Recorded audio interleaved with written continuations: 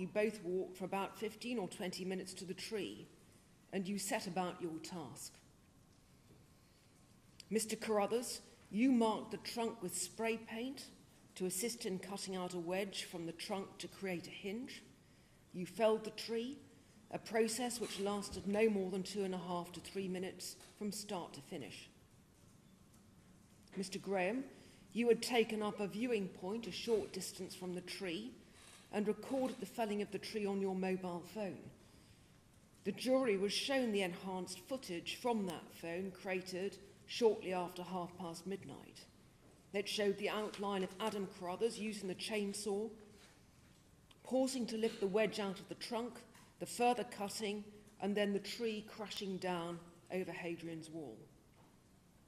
Having done what you set out to do, you both returned home, retracing your journey down from the car park at Steel Rig towards the military road at 58 minutes past midnight. You took with you the wedge of trunk which had been cut from the tree as a trophy. During the journey home at 1:30, Mr. Carruthers, your partner, sent you a video of your newborn baby being bottle fed. You responded with the message, "I've got a better video than that." Only a few minutes later, at 39 minutes past 1, Daniel Graham forwarded to Mr. Carruthers' phone, no doubt at his request, the video of the tree being felled. In its unenhanced state, of course, this video showed nothing. When you returned to Daniel Graham's yard at around 2 a.m., you took images of the boot of the Range Rover containing the chainsaw and the wedge of trunk which you'd taken from the tree. The timing and location of these images have been confirmed by expert analysis of Mr. Graham's phone, and the images themselves have been examined by experts who confirm that the objects were in the boot of Mr. Graham's Range Rover and that the wedge was taken from the sycamore tree. Neither the chainsaw nor the wedge of trunk have been recovered. Early the following morning, the damage to the tree and to the wall was discovered. P.C. Barini was the first officer on scene. He recognised immediately that the tree had been deliberately felled. He noticed the spray paint on the stump and suspected that a wedge had been cut out of the trunk. He looked for the wedge but could not find it. News of what you had done spread quickly. Shortly after 9:35 a.m., you, Adam Carruthers, sent Daniel Graham a photograph of the felled tree on WhatsApp. Mr. Graham, you responded, "Here we go." Later that morning, as you followed the story on social media and on mainstream news, you both revelled in your notoriety. You, Mr. Carruthers, commented, "Someone there is tagged like ITV News, BBC News, Sky News like news. I think it's going to go wild." Later, you said, "It's gone viral. It's worldwide. It will be on ITV News tonight." During the day, you exchanged images of the tree and screenshots of conversations on social media. At one point during the morning, a man made the comment that the person who felled the tree must have been weak. In mock indignation, you, Mr. Graham, responded with a voice note saying, "Weak?" A moment or so later, you, Mr. Carruthers, sent a voice note to Graham in which that you would like to see him launch an operation like we did last night. You continued to follow the news coverage over the next days, exchanging messages and sharing screenshots. You followed the coverage of stories of the arrest of a teenager and later of an older man who was arrested in connection with this offence. You were both then arrested on the 31st of October 2023. Daniel Graham and Adam Carruthers, on the 9th of May of 2025, the jury found you guilty of 2 counts of criminal damage. The first count concerns your felling of the sycamore tree. The second, the damage to Hadrian's Wall caused by the sycamore tree falling onto it. I now sentence you for these offences. I have set out the facts of which I'm sure. I've taken into account not only the evidence which I read and heard during the course of your trial, but also the accounts that you have each given more recently to the probation officers who interviewed you for the purposes of the pre-sentence reports. At the trial in May, neither of you accepted any involvement in the tree felling. In your recent interviews with the probation officers, although seeking to minimise your culpability, you have, however, both admitted being present and involved. And it's on this basis that I can now be sure that you, Adam Carruthers, were the person who felled the tree, whilst you, Daniel Graham, assisted and encouraged him by driving there and back, and not least by filming the crime on your phone. The Sentencing Council has published offence-specific guidelines for criminal damage other than by fire value exceeding £5,000. These guidelines have been enforced since the 1st of October 2019. The Sentencing Council made clear in its response to the consultation before that guideline was introduced that its aim was to ensure that all sentences are proportionate to the offence committed and in relation to other offences. Under Section 59 of the Sentencing Act 2020, the Court is required to follow sentencing guidelines relevant to the offender's case, unless satisfied that it would be contrary to the interests of justice to do so. I must impose a sentence which is within the offence range specified in the relevant guideline, unless it would be contrary to the interests of justice to do so. The offence range in the relevant guideline is discharge to 4 years imprisonment. If I determine that a term of imprisonment is necessary, then the term of that imprisonment must be the shortest term commensurate with the seriousness of the offence. Where a case falls within the guidelines will inevitably be fact-specific. Comparison with previously reported cases is unhelpful. It's for me to decide where the appropriate level of sentence falls for this offence committed by you both, having regard to the culpability and harm factors set out in the guideline, together with any adjustment for aggravating and mitigating factors. The guidelines require me to identify the offence category by reference to your culpability or blameworthiness and by reference to the harm caused. And I make the following findings and observations, therefore, concerning your culpability. First, I am sure that the offence in count 1 involved a high degree of planning and preparation. I can't be sure when you made the plan, and I accept it may only have been made earlier that evening, but the venture required thought and preparation. You had to work out how you were going to get to the tree and had to ensure that you had the necessary equipment with you, including a long blade of the correct dimensions for the trunk and spray paint. It took effort. The venture involved a round trip of some hours, travelling at night during Storm Agnes. You had to carry the equipment from the Steel Rig car park up to the tree, fell the tree in the dark and during the storm. You then had to carry the equipment and the wedge of wood taken from the trunk back down. You, Mr. Graham, remarked the next day, in response to a comment on social media, that the author of the comment did not know how heavy. Second, it follows that I'm satisfied that you intended to destroy the tree. Whether when you set off you intended to cause damage to the wall is less clear. I don't believe that you'd focused on the wall, and to that extent the wall was collateral damage. However, as experienced tree surgeons, you would have known that the angle of the wedge that you cut and the direction of the wind that night meant that the tree would inevitably fall over the wall. It was fortunate that more damage was not caused, simply because the wall was protected by the canopy of the tree. Third, whilst your motivation for felling the tree is not clear in every respect, I am satisfied that you are both equally culpable. Mr. Carruthers, you told the probation officer that you had no idea why you had carried out the crime and could offer no explanation for your actions. You blamed drink, saying you'd drunk a bottle of whiskey after a tough day and everything was a blur. Mr. Graham, in your interview with the probation officer, just as at trial, your main focus seemed to be to heap as much blame as possible on your co-defendant. You now accept that you were present, but blame him for what happened that night.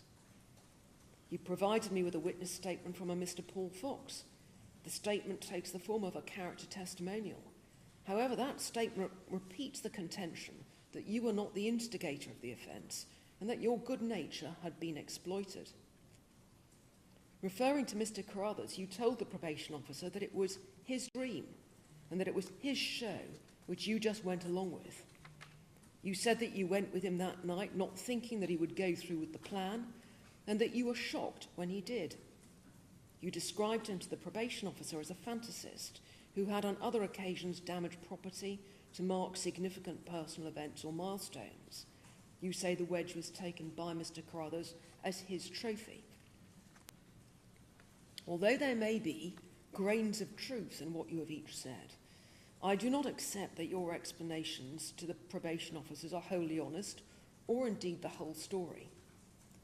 Mr. Carruthers, your account that you had had so much to drink that you had no memory of what you did that night is not plausible. The tree felling demonstrated skill. It required deliberate and coordinated actions by you. As Mr. Graham commented the next day, having seen a photograph of the stump, you didn't get a bad angle on the stump and the job seemed professional. This was not the work of someone whose actions were significantly impaired through drink. Nor, Mr. Graham, do I accept that you just went along with your co-defendant. You filmed the whole event. You took photos of the stump and chainsaw in the boot of the Range Rover. The next day you appeared to revel in the coverage of your actions in the media. This is not the behaviour of someone who was shocked and horrified by something that had happened. I'm confident that a major factor in your offending that night was sheer bravado.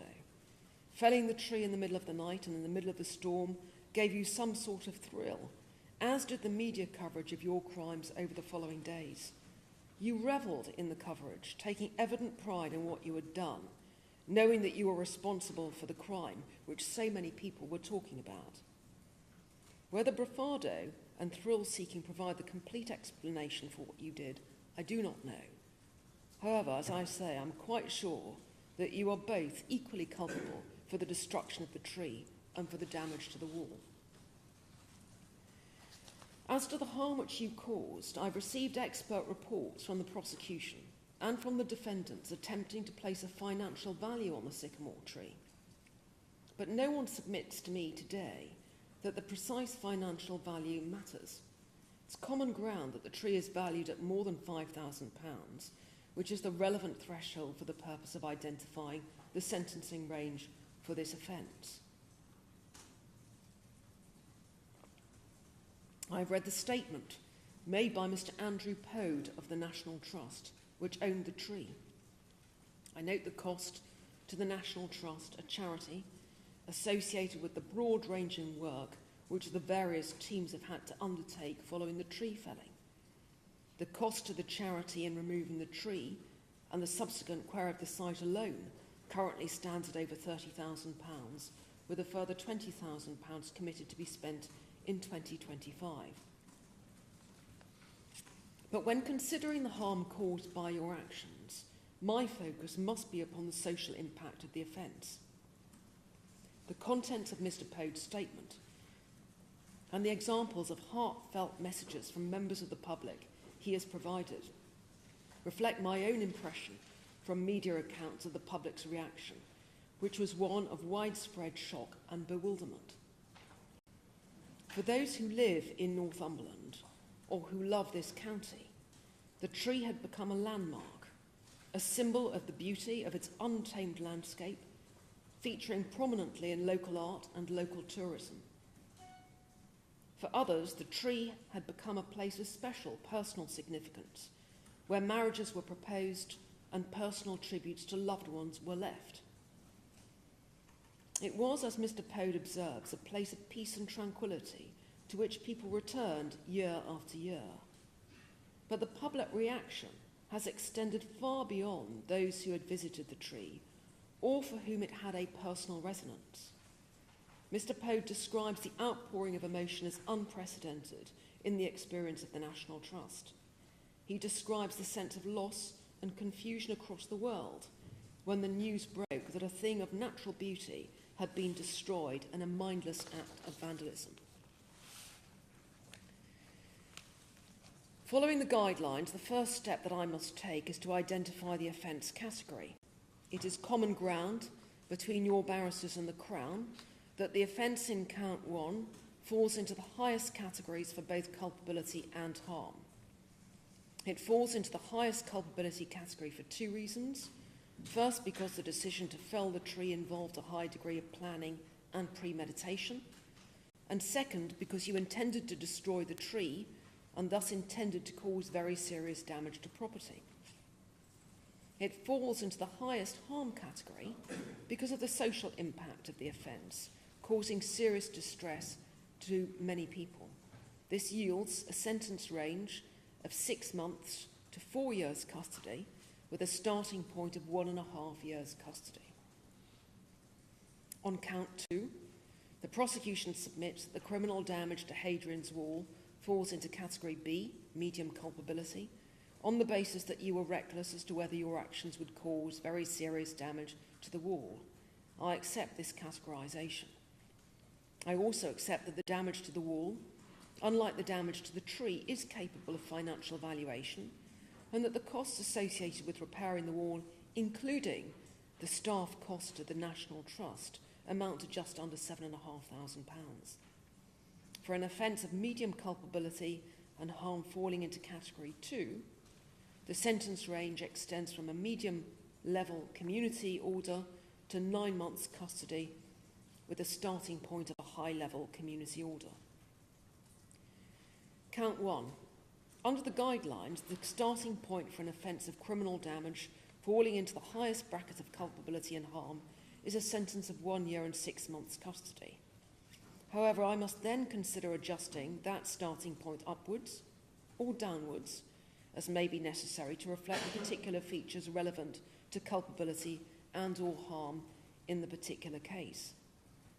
I have no doubt that the starting point of 1 year and 6 months custody must be adjusted upwards in your cases for a number of reasons. First, because there are two factors, each of which bring your offending within the highest culpability bracket. More significant, however, is the extraordinary social impact which I've described of your offending, and I've no doubt that these factors justify an increase in the starting point to the very top of the guideline bracket for this offence, before consideration of aggravating and mitigating factors. The guidelines then require me to take into account any aggravating factors. One aggravating factor specified in the guideline is the fact that damage has been caused to a heritage and or cultural asset. However, I accept that I must be cautious not to double count aggravating factors. I've already substantially uplifted the starting point to reflect the very widespread distress caused by the felling of the tree. This reaction is in large part linked to the tree's status as part of the landscape and part of our natural heritage. It would be wrong to uplift the sentence still further for what is essentially the same reason. Mr. Graham, you have 4 previous convictions, 2 for battery and 2 for public order offences. Your previous offending was linked to relationship difficulties, and in each case you received a financial penalty. I do not regard your previous convictions as relevant to the sentence which I must pass today, and I do not regard them as aggravating factors. However, there is a further aggravating factor not specified in the guideline which justifies an increase in the sentence.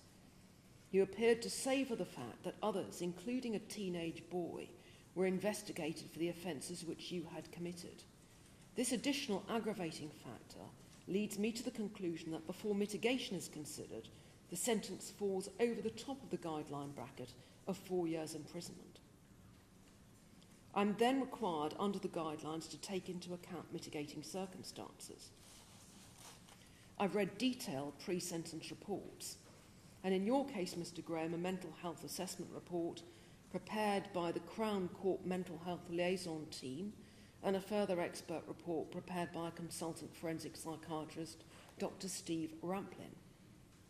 Daniel Graham, you are now 39 years old. You've worked for most of your adult life, and I've read testimonial statements which, amongst other things, say that you are hard-working, polite, and generally helpful. In the recent past, you've been self-employed, living in a caravan sited on land which you own. The author of the pre-sentence report focuses upon your relationships and linked mental health problems. You had a turbulent childhood, suffering physical and mental abuse. You had a close and supportive relationship with your father, however, and his suicide in 2021 affected you profoundly. Dr. Ramplin has explained that you've experienced mental health problems throughout your adult life, and those problems have included depressive episodes of marked severity. Since your father's death, you've attended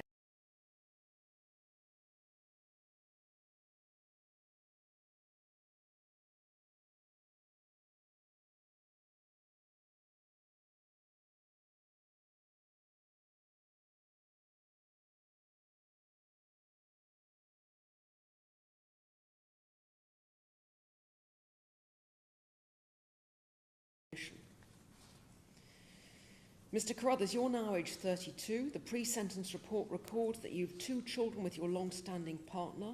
One of those children has special needs. You've worked hard throughout your adult life, and you are, or were, financially secure, having been employed at Cumbria Turf for many years. The author of the report describes you as demonstrating emerging remorse, although still struggling to accept responsibility for your actions or to recognise the impact of your actions on others. You have no previous convictions. As I've remarked, I must take into account in your favour any mitigating factors. I've considered Mr. Graham's background mental health problems carefully. However, it appears from the report of Dr. Ramplin that you, Mr. Graham, do not regard those problems to be relevant to your offending, nor do I. Your offending that night was not in any way caused by or linked to your mental health. Further, according to the report from Dr. Ramplin, your depressive illness is currently in remission. You reported to him suffering no significant depressive symptoms, no suicidal ideation.